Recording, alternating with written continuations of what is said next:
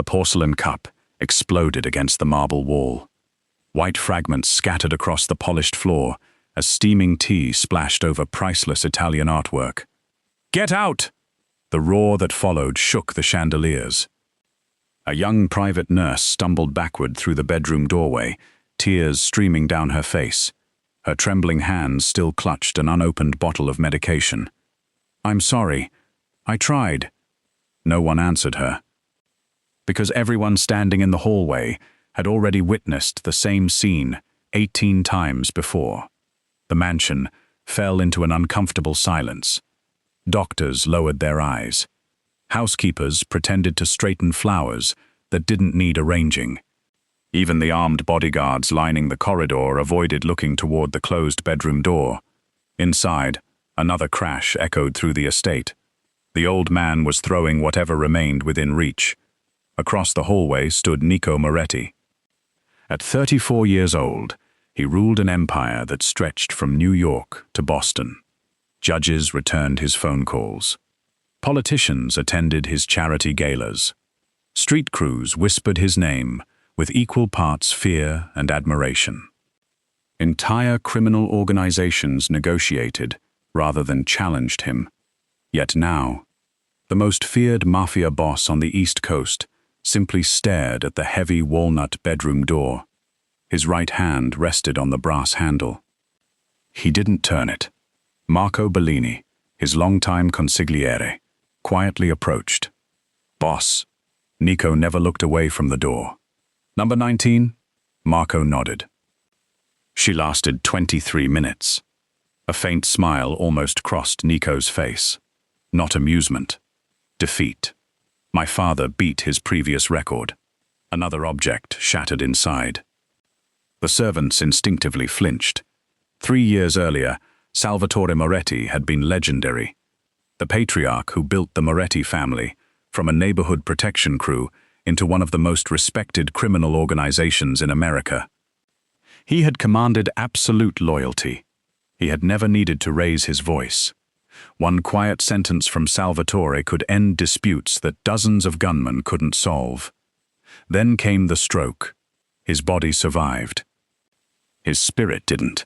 He rejected therapists. He rejected rehabilitation. He refused medication. He barely spoke.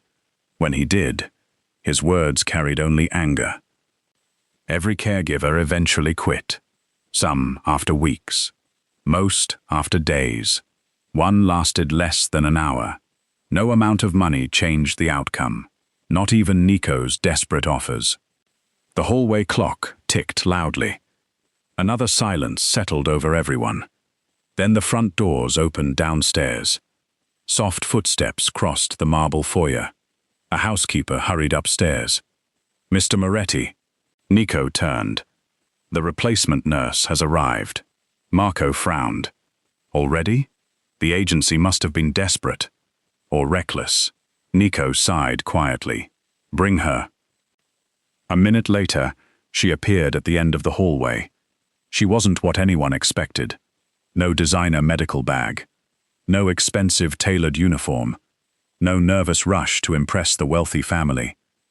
Instead, she carried a worn leather satchel and wore a neatly pressed navy blue nursing uniform beneath a simple cream cardigan. Her dark chestnut hair rested in a loose braid over one shoulder. She walked with calm confidence rather than forced professionalism.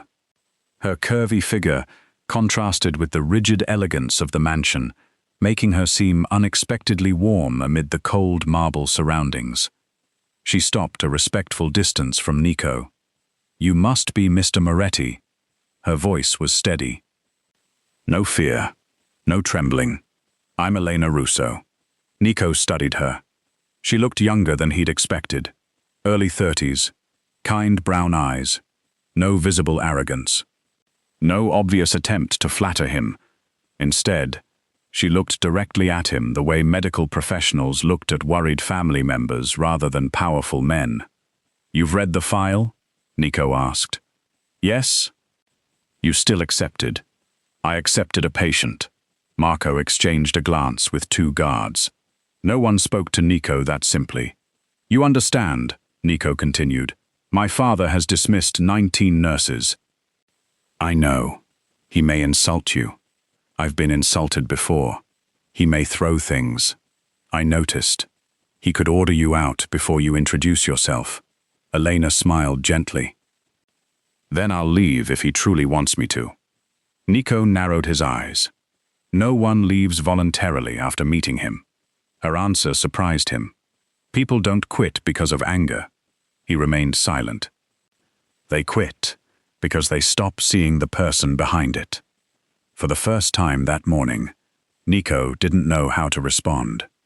Elena looked toward the closed bedroom door. What was your mother's name? The question landed unexpectedly. Lucia. She nodded almost to herself. And your father still wears his wedding ring. Nico glanced instinctively toward the bedroom. How did you know?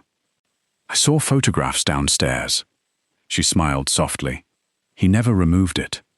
Before anyone could ask another question, Elena reached for the bedroom handle. One bodyguard instinctively stepped forward. Miss, Marco raised a hand, stopping him. Everyone watched. Elena entered alone. The heavy door closed quietly behind her. Silence.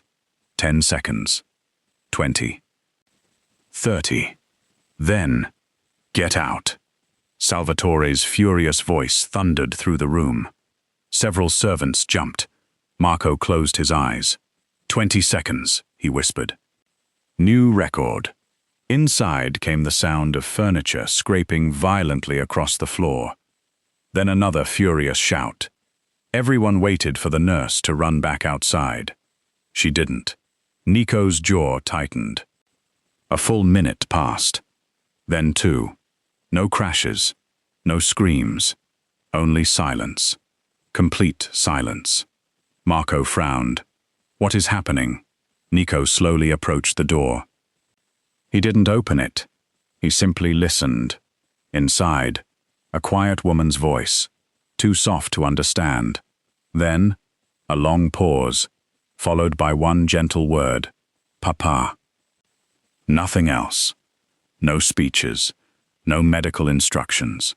Just one simple Italian word, Father. The silence inside the bedroom became almost unbearable. Seconds stretched into forever. Then, a broken sob. Raw. Uncontrolled. Impossible. Nico's breathing stopped. Marco stared at the closed door. Several servants covered their mouths. No one had heard Salvatore cry since Lucia Moretti's funeral. Inside the room, the old patriarch whispered something so faint that no one outside could understand. Then came another sob. And another. The most feared father in New York. The man who had survived wars, betrayals, prison, and assassination attempts, was crying like a grieving husband. Nico slowly rested one hand against the bedroom door, not opening it, not interrupting. Simply standing there as tears filled his own eyes for the first time in years. He had conquered rivals, protected an empire, controlled every battlefield life had placed before him. Yet somehow, a stranger had accomplished in 60 seconds what power, money, medicine, and endless devotion had failed to do in 3 long years.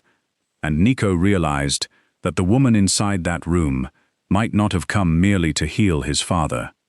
She might be about to uncover the one truth the Moretti family had buried for decades. The morning sunlight spilled through the tall windows of the Moretti estate, softening the cold elegance of the marble halls. For the first time in years, the atmosphere inside the mansion felt different. No servants whispered. No porcelain shattered. No angry shouting echoed from the patriarch's bedroom. Instead, an unfamiliar silence settled over the estate. A peaceful silence. Nico had barely slept. He remained in his study throughout the night, pretending to review shipping manifests while replaying the same impossible moment over and over in his mind. Papa. One simple word. That was all Elena had spoken before his father broke down in tears. Nothing about it made sense. At precisely 7 o'clock, Marco entered carrying fresh coffee. "You never went to bed." "I wasn't tired." Marco glanced toward the bedroom wing. "Neither was I." Nico looked up. "Has she come out?" "Not once." "Father?" No shouting. Nico slowly stood. For years he had begun every morning expecting another crisis. Another caregiver resigning. Another room destroyed. Another reminder that the strongest man he'd ever known no longer wished to live. Today, nothing. The silence itself felt unsettling. As he approached the bedroom hallway, 2 bodyguards stepped aside without speaking. The heavy wooden door remained closed. Nico hesitated. His hand lifted toward the handle before stopping halfway. For 3 years he had entered this room only to witness rejection. Perhaps today should belong to someone else. Just then, the door opened. Elena stepped into the hallway carrying an empty breakfast tray. She looked tired but peaceful. A loose strand of chestnut hair had escaped her braid. She smiled politely. "Good morning." Nico instinctively searched her face. No bruises, no tears, but no fear. "You stayed all night." "He asked me to." Nico blinked. "My father asked." She nodded. "He couldn't sleep. What happened?" Instead of answering immediately, Elena looked toward the closed bedroom. "He told me about his garden." Nico frowned. "Our vineyard?" "No. The little vegetable garden behind your childhood home." His expression changed. Only 3 people had ever known about that tiny garden. His mother, his father, and himself. No business associates. No extended relatives. No newspaper interviews. Nothing. How? He remembered every tomato plant, every basil leaf, every summer afternoon. He remembered teaching you how to tie grapevines. Nico felt his throat tighten. Those memories belonged to another lifetime. "My father hasn't spoken about that place since my mother died." "I know." "You know." Elena's smile became gentler. "He cried every time he mentioned her." Nico looked away. His mother had been gone almost 12 years. Cancer. Quick. Merciless. His father had buried part of himself beside her. The stroke had simply trapped what remained. "What exactly did you do?" "I listened. It can't be that simple." "It usually isn't." She carefully placed the breakfast tray onto a nearby table. "People assume rehabilitation begins with muscles." She shook her head. "Sometimes it begins with permission." "Permission?" "To grieve." Nico said nothing. She continued quietly. "Everyone keeps trying to make your father stronger. They're trying to give him back the man he used to be. But no one has allowed him to mourn the life he lost." Her words settled heavily between them. For years, Nico had hired the finest neurologists, physical therapists, speech specialists, psychologists. Every treatment money could buy. Yet none had asked whether his father still felt allowed to be broken. The bedroom door creaked open. Salvatore Moretti stood inside. His body remained weakened by the stroke. His silver hair had grown thinner. One shoulder leaned slightly lower than the other. But his eyes, they looked different. Still tired. Still wounded. Yet somehow, present. He looked directly at Nico. Father and son stared at one another. Neither spoke.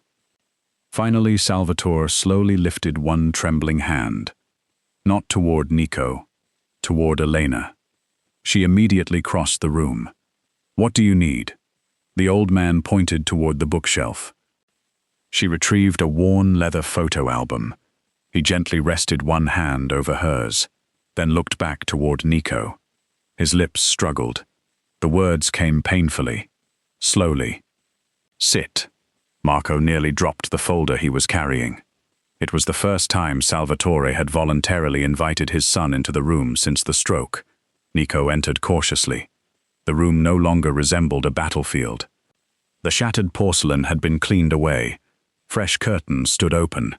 Sunlight illuminated family photographs covering one wall. Elena had rearranged nothing expensive. She had simply opened the windows.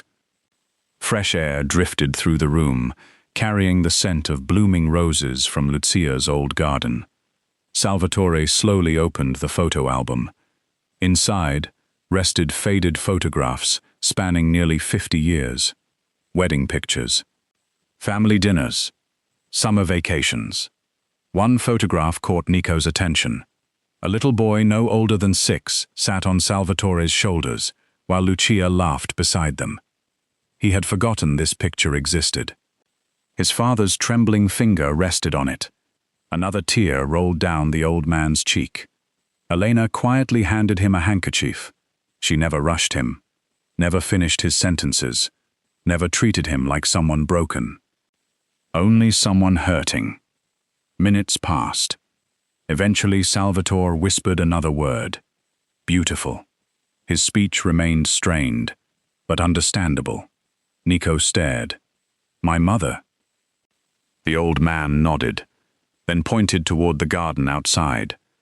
Elena understood immediately. I think he wants to go outside.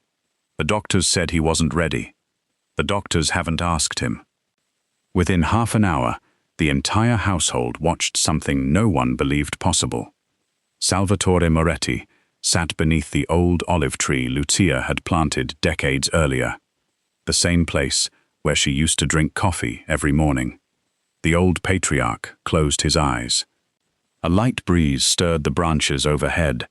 For the first time in years, his shoulders relaxed. Nico stood several yards away, watching silently. Marco joined him. I've never seen him this calm. Neither have I. Marco lowered his voice. Do you trust her? Nico didn't answer immediately. His eyes remained fixed on Elena as she quietly adjusted Salvatore's blanket before stepping back instead of hovering. She understood when to help and when to disappear. Finally, Nico spoke. I don't know. But yesterday, 19 professionals failed.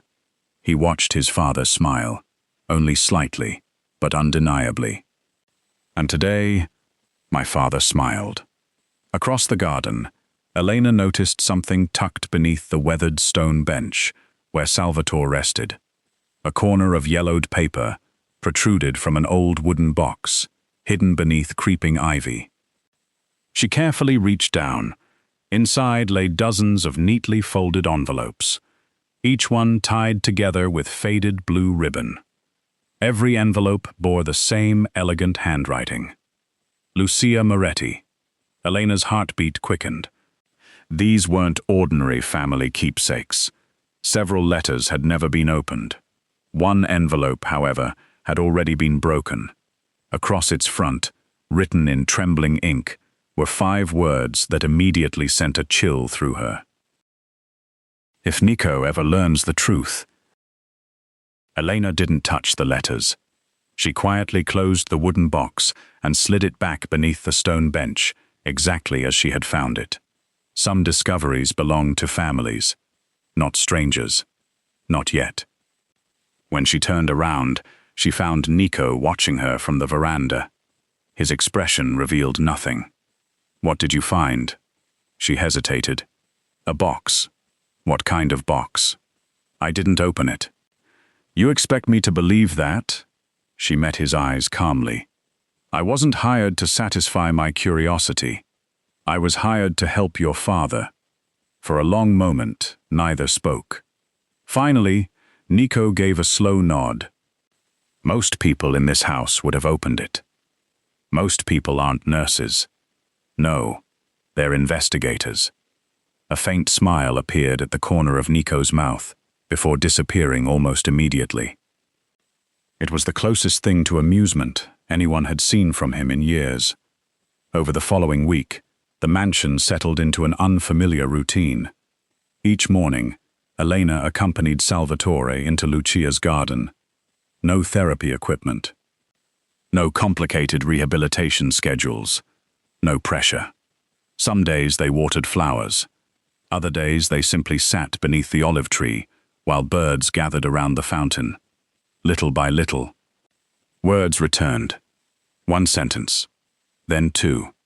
Sometimes only names. But every day there was progress. The doctors called it miraculous neurological recovery. Elena disagreed. It isn't a miracle. Dr. Adrian Keller frowned. The stroke damaged significant speech centers. It also destroyed his confidence. The renowned neurologist folded his arms. Medicine brought him this far. Love brought him the rest. Dr. Keller forced a polite smile. That's a beautiful sentiment. It's also medically inaccurate. Elena simply returned to adjusting Salvatore's blanket. She had learned something important. People who cared most about being right often stopped paying attention. Keller watched her a moment longer before leaving the room. As he disappeared into the hallway, his pleasant smile vanished. He immediately removed his phone. I need to see Mr. Romano. His voice remained calm. But not here. That evening, a black sedan waited behind an abandoned wine warehouse several miles from the estate. Dr. Keller climbed inside. Another man already occupied the rear seat. Perfectly tailored suit, silver hair, immaculate leather gloves. Vincent Romano. Officially, he was one of the Moretti family's oldest financial advisors. Unofficially, he had quietly managed nearly every legal corporation belonging to the organization for 20 years. You sounded concerned, Vincent said. I am. The old man is improving. Vincent remained expressionless. That's unfortunate. Keller lowered his voice. The nurse changed everything. How much has he recovered? He remembers. Vincent's eyes narrowed slightly. What exactly? I don't know. But he's connecting old memories. He asked for the garden. He requested family photographs. He recognizes people. Silence filled the car. Finally, Vincent spoke. Then, accelerate the medication. Keller looked uncomfortable. His dosage? Enough to slow him. Not enough to kill him. The doctor swallowed.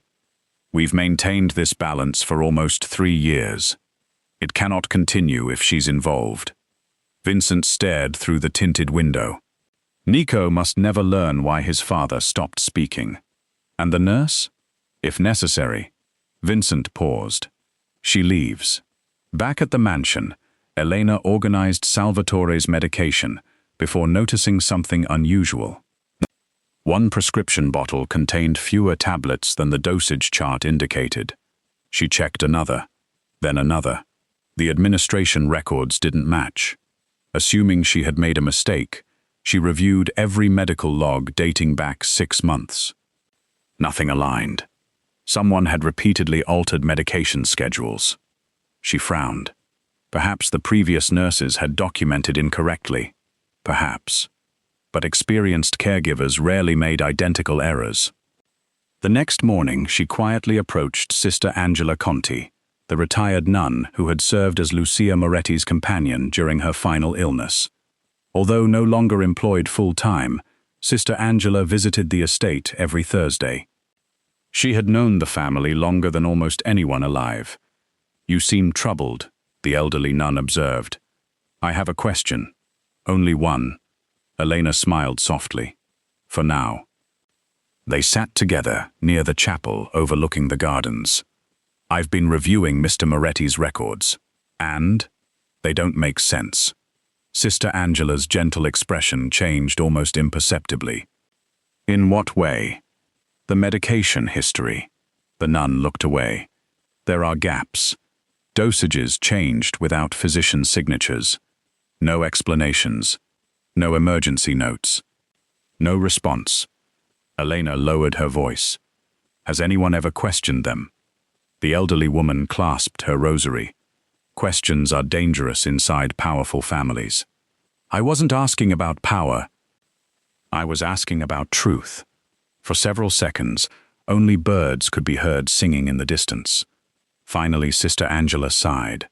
Lucia believed someone wanted Salvatore to remain dependent. Elena's heartbeat quickened. She believed that. Yes. Did she know who? No. But before she died, The nun stopped herself. Elena waited patiently. She wrote letters. The same letters hidden beneath the garden bench? Sister Angela looked up sharply. You found them. I didn't read them. Good. They weren't written for curious eyes. They were written for broken hearts. That evening, Elena couldn't stop thinking about the letters. Meanwhile, Nico sat alone inside his father's old office. The room had remained untouched since the stroke. Heavy walnut shelves lined the walls. Leather-bound ledgers filled every cabinet. A framed family portrait rested on the desk. His parents smiled at one another rather than at the camera. He had never noticed that before. A quiet knock interrupted his thoughts. Come in. Marco entered, carrying several financial reports. There is something unusual. What? Our legal advisor. Vincent? Marco nodded. He has visited Dr. Keller 4 times this month. Nico frowned. So? Always after leaving the estate.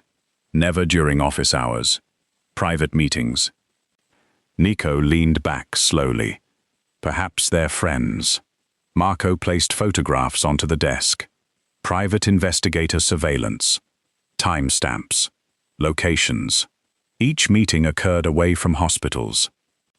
Away from company offices. Always in isolated places.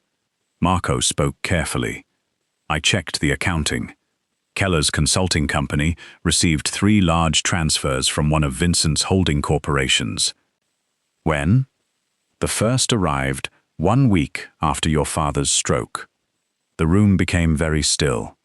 Nico stared at the documents without speaking. He had trusted Vincent almost as much as his own father. The older man had helped raise him after Lucia's death. He had attended birthdays, graduations, family holidays. If these records meant what they appeared to mean, the betrayal reached far deeper than money. At that exact moment, across the mansion, Salvatore sat alone in his bedroom. His shaking hands held a faded photograph of Lucia. With enormous effort, he reached inside the drawer of his nightstand. He removed a small brass key. The same key that opened the hidden wooden box beneath the garden bench. When Elena entered carrying evening tea, he quietly extended the key toward her. She looked confused. What is this for? His tired eyes filled with tears. After several painful attempts, he finally forced the words through trembling lips. 4. He swallowed hard. Lucia. Another long pause. Then, with more determination than strength, he completed the sentence. Before they find the truth. Elena felt a chill travel down her spine, because for the first time since arriving at the Moretti estate, she realized this was no longer simply the story of a grieving family. Someone had spent 3 years ensuring Salvatore remained silent, and whoever that person was, they had just realized that silence was beginning to disappear. The annual council gathering of the Moretti family had never been postponed, not for blizzards, not for federal investigations, not even after the death of Nico's mother. Every captain, advisor, and senior associate understood what the gathering represented. Loyalty, accountability, power. This year, however, an unusual rumor spread through the organization before sunrise. Salvatore Moretti would attend. At first, nobody believed it. For 3 years, the legendary patriarch had remained hidden from public view.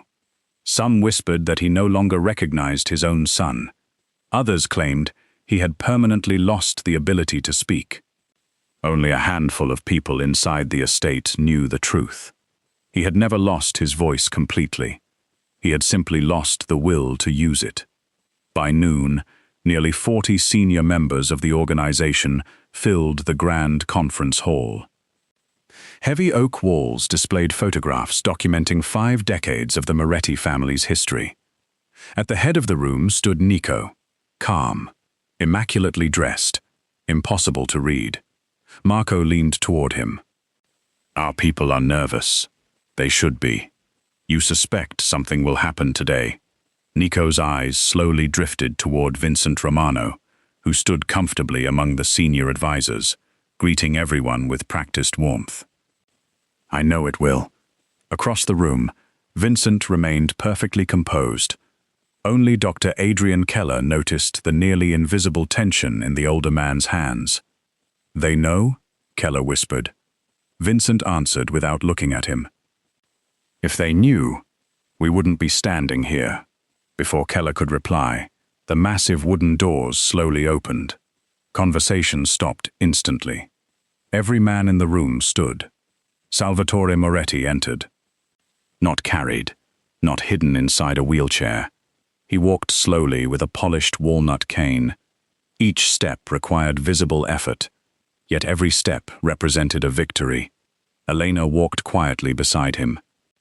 Not supporting him, simply remaining close enough should he need assistance. The room fell completely silent. Many of the older captains lowered their heads out of respect. Several discreetly wiped tears from their eyes. They never expected to see their old leader again. Salvatore reached the front of the room. Nico pulled out the large leather chair reserved for the patriarch. His father gently shook his head. No, he wished to stand. Nico immediately stepped back. For a long moment, Salvatore looked around the room.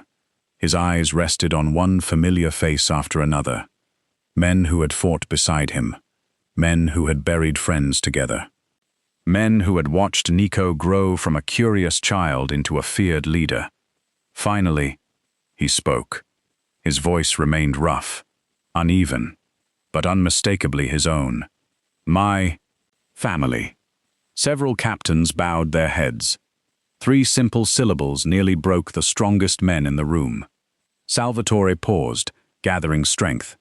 "I have failed." "No." The answer came immediately. "Nico."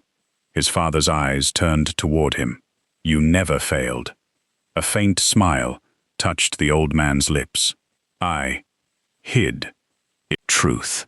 The room became perfectly still. Vincent's heartbeat quickened. Salvatore slowly reached into the inside pocket of his jacket. He removed a yellowed envelope. The same elegant handwriting covered its surface. Lucia Moretti. Elena recognized it instantly. One of the hidden letters. Salvatore carefully handed it to Nico. "Read." Nico unfolded the fragile paper with trembling hands. His mother's handwriting appeared exactly as he remembered. Beautiful, confident, loving.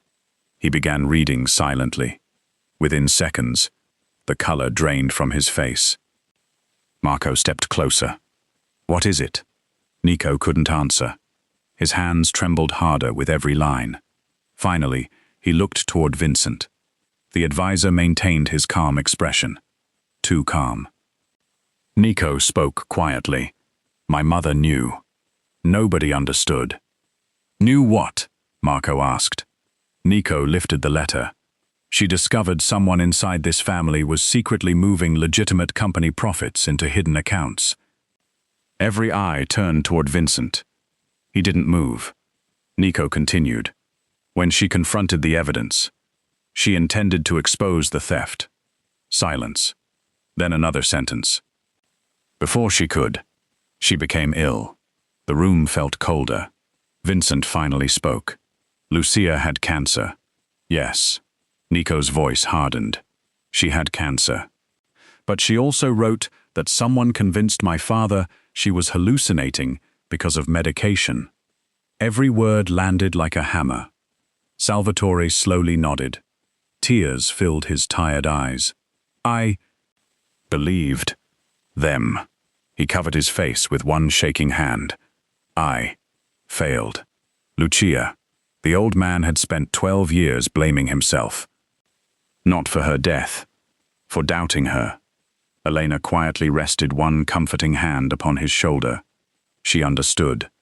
His silence had never been caused by hatred. It had been born from unbearable guilt. Nico slowly lowered the letter. His eyes never left Vincent. "You told my father my mother imagined the missing money." Vincent remained perfectly composed. There is no proof. Nico smiled. It was not a pleasant smile. No? He nodded toward Marco. The consigliere immediately placed 3 thick binders onto the conference table. Forensic accounting. Every transfer. Every shell company. Every signature. Marco opened the final binder. And every payment made from Vincent Romano Holdings. To Dr. Adrian Keller. Gasps echoed across the room. Keller stumbled backward. I can explain. Please do, Nico replied. You've received over $4 million. The doctor's breathing became shallow. They were consulting fees. Marco calmly slid another document across the table. Then perhaps you can also explain why Mr. Moretti's medication was repeatedly altered without authorization. Keller looked toward Vincent. The older advisor gave no sign of help.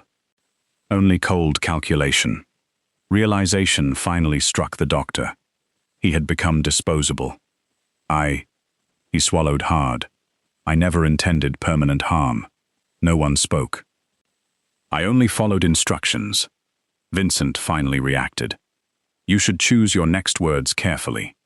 Keller laughed bitterly. For 20 years I did exactly that. He slowly faced Nico. It wasn't your father they wanted. It was you. Confusion spread throughout the room.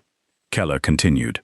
As long as Salvatore remained mentally broken, you would never question the people managing your family's legal empire. He pointed directly at Vincent.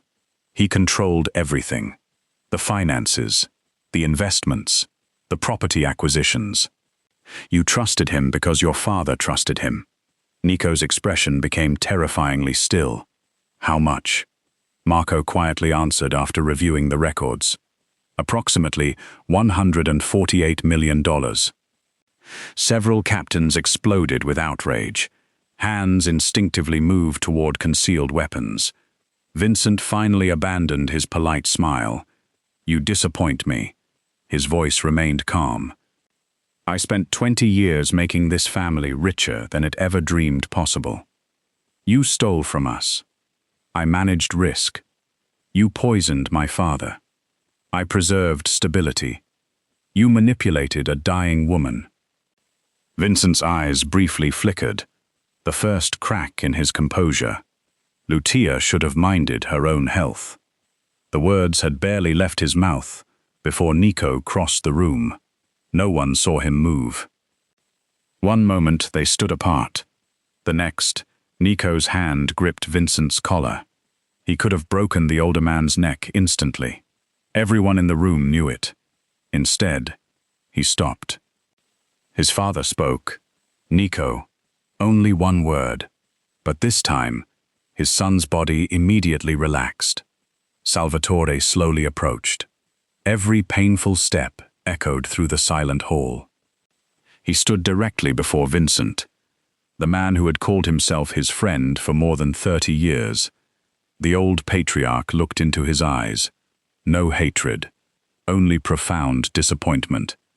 Then, in the strongest voice anyone had heard since before the stroke, Salvatore declared, You betrayed my wife. You betrayed my son.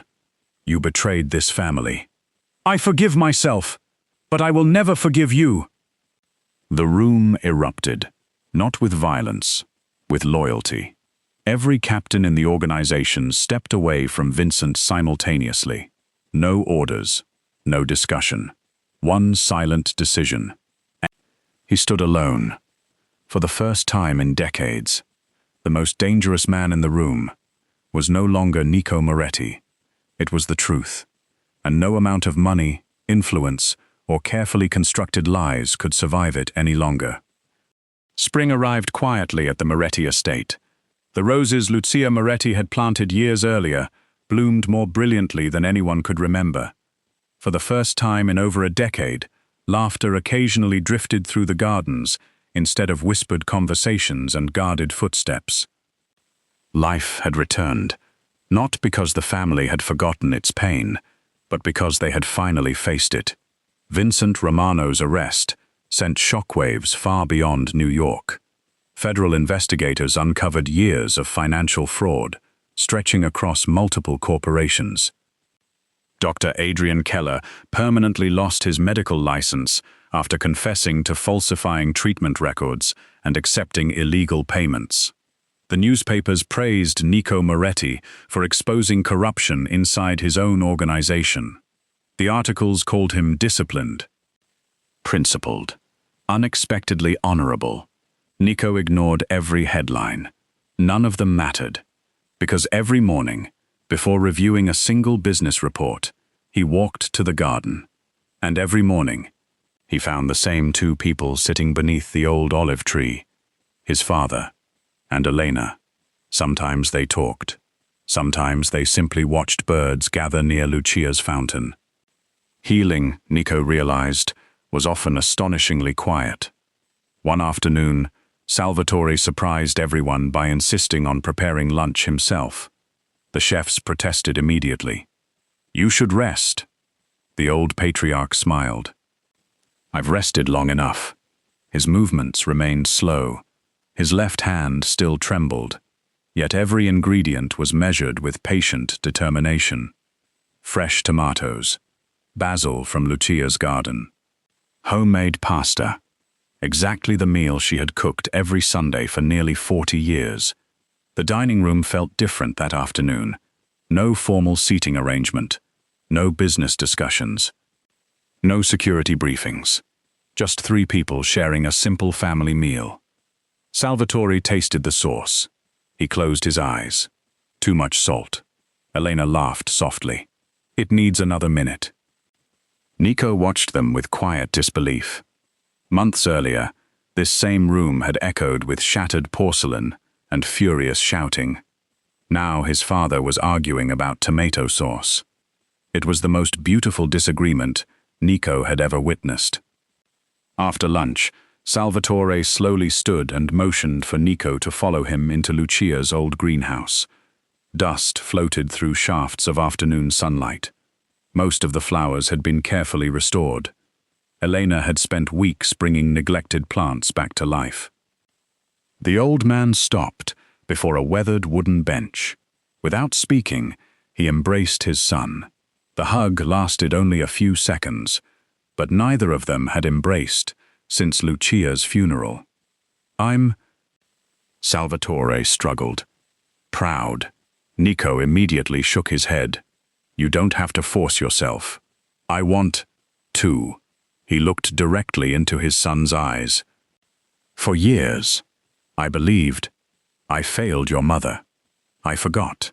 She married me because she believed. People deserve another chance." Tears gathered in Nico's eyes. His father gently squeezed his shoulder. "You gave me mine." Neither man noticed Elena quietly stepping back toward the greenhouse door. Some moments belonged only to fathers and sons. She smiled to herself and left them alone. Later that evening, Marco found Nico standing on the mansion balcony overlooking the gardens. "You've been smiling more. Have I?" "It's unsettling." Nico laughed. A genuine laugh. Marco stared. "I haven't heard that sound in years." Neither had Nico. His entire adult life had been built upon discipline, control, responsibility, fear. Somewhere along the way, happiness had quietly disappeared. He hadn't noticed until it returned. Marco folded his arms. "So?" Nico looked confused. "So what?" "The nurse." Nico pretended not to understand. "What about her?" Marco sighed dramatically. "Boss, I've known you since you were 12. You visit the rehabilitation room 4 times a day. You suddenly enjoy gardening. You ask the kitchen to prepare homemade Italian desserts. You've started drinking tea instead of whiskey." Nico looked toward the garden below. Elena knelt beside Salvatore, helping him transplant young rose bushes. She wasn't trying to impress anyone. She never realized he was watching. Perhaps that was exactly why he couldn't stop. "I don't know when it happened," Nico admitted quietly. Marco smiled. "I do. The day she stopped treating you like a mafia boss and started treating you like someone's son. A month later, the Moretti Foundation hosted its annual charity gala. For years, the event had focused on hospitals and children's programs. This year, Salvatore requested one important addition: funding for stroke rehabilitation centers serving families who could never afford private care. No family, he said during rehearsal, should lose hope because they lack money. The ballroom filled with community leaders, physicians, clergy, and hundreds of guests. Reporters crowded near the stage. Everyone waited to see whether the legendary Salvatore Moretti would actually appear. When the doors opened, the audience rose to its feet. Salvatore entered slowly beside Nico. His cane remained. His limp remained. But so did his dignity. Applause thundered throughout the ballroom. Many guests openly cried. After thanking supporters, Salvatore stepped toward the microphone. Years earlier, commanding a room had been effortless. Now every sentence required patience, yet every word carried greater weight than ever before. I spent 3 years believing my life had ended. He paused, then smiled toward Elena. I was wrong. The audience followed his gaze. Elena looked embarrassed by the attention. Salvatore extended one trembling hand toward her. She reluctantly joined him on stage. He turned back to the crowd. They call her the nurse. He gently shook his head. No. Another pause. Then the old patriarch spoke with remarkable clarity. She reminded an old man how to become a husband again, a father again, and finally, myself again. The ballroom erupted in applause. Elena's eyes filled with tears. She had spent her career helping strangers recover, never expecting recognition, never seeking praise. Yet the greatest compliment came moments later. Salvatore looked at Nico, then at Elena. A warm smile spread across his face.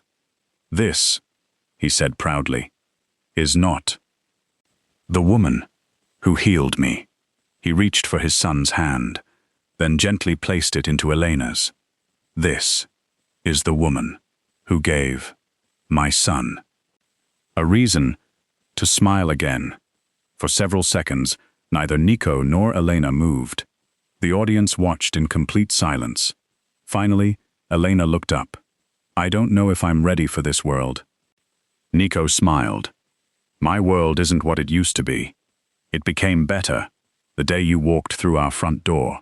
Months later, the olive tree in Lucia's garden stood taller than ever. New roses bloomed beneath its branches. Children from the Rehabilitation Foundation laughed nearby during a family picnic sponsored by the Moretti Foundation. Salvatore sat comfortably beneath the tree, watching them with peaceful eyes.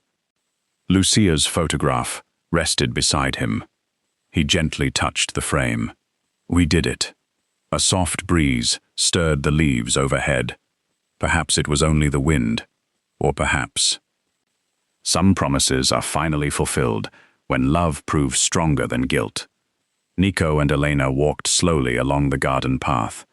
Their hands brushed together. This time, neither pulled away. Behind them, Salvatore smiled. For years, he had believed silence would be the final chapter of his story.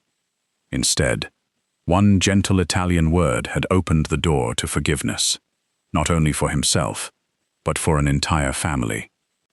And sometimes, the greatest miracle isn't finding the strength to speak. It's finding someone willing to listen. If this story touched your heart, please take a moment to like this video and subscribe to the channel for more emotional stories of family, hope, courage, and unexpected love.